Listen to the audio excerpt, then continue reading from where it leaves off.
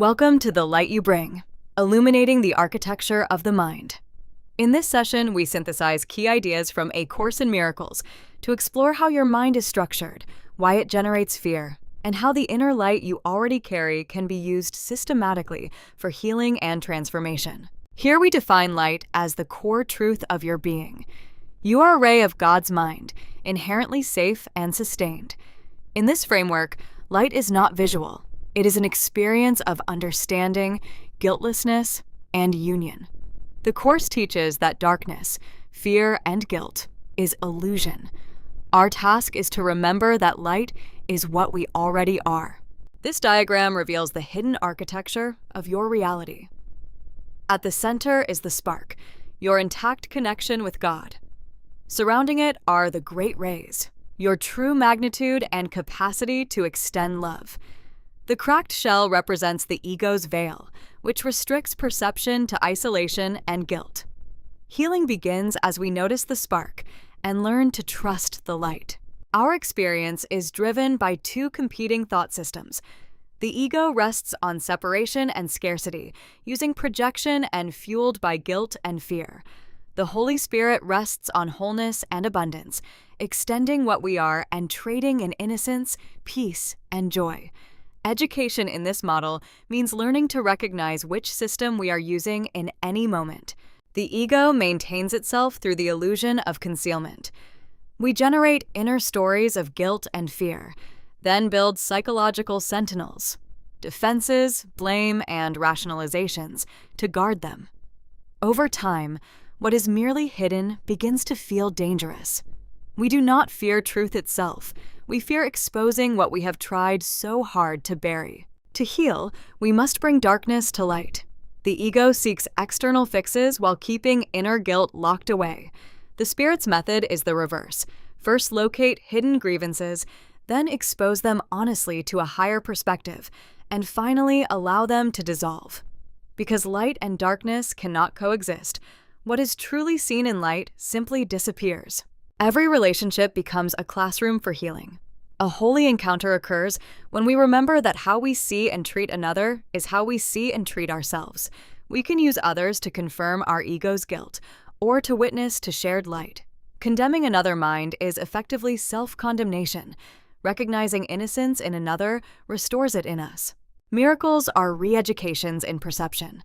First, we choose to see the light or innocence in another. Next, we actively extend that light through attitude and behavior.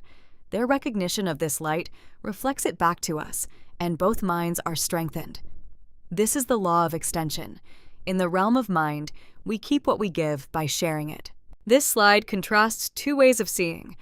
The body's eyes focus on form, past mistakes, and differences, reinforcing sacrifice and separation. The vision of Christ looks past bodies and history to the changeless light within each person. To be born again in this framework is to release the past and meet the present without condemnation. The holy instant is a brief suspension of time and ego. For one focused moment, we drop past grievances and future fears, experiencing a timeless now. Practically, it means relinquishing guilt and anxiety long enough to meet another person purely in the present. Nothing new is created. Rather, the veil lifts and our always present union is revealed. The circle of atonement represents a shared field of innocence. Atonement is the recognition that separation from God never truly occurred. Our role is to stand quietly in this awareness and become teachers of peace. As we release others from guilt, more minds join the circle. Its reach is effectively infinite because there is no one outside it. Spiritual growth unfolds in three stages. First, perception is dominated by ego, seeing fragmentation and guilt. Second, redeemed perception arises as forgiveness clears fear, and we experience a more unified, real world. Finally, God completes the process. Perception itself falls away, leaving only knowledge, pure, undivided light and creation. Here we examine the unified law of giving and receiving. The ego insists that giving means властью, especially when we give love or attention. Spirit teaches the opposite. In the mind, giving and receiving are identical, and thoughts grow stronger as they are shared. Whatever we teach, we learn. Teaching only love is how we discover that we are love. The real world is not a different location, but a transformed state of mind available now. In it, there is no loss, boundary, or past, only enduring light. Entry is simple, but not always easy. We withdraw our psychological investment from the ego's dark interpretations and accept God's alternative, allowing perception to be quietly replaced. Your special function is to illuminate.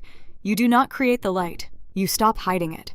By bringing your own darkness to a higher wisdom and extending uncompromising innocence to others, you invite them to return that light.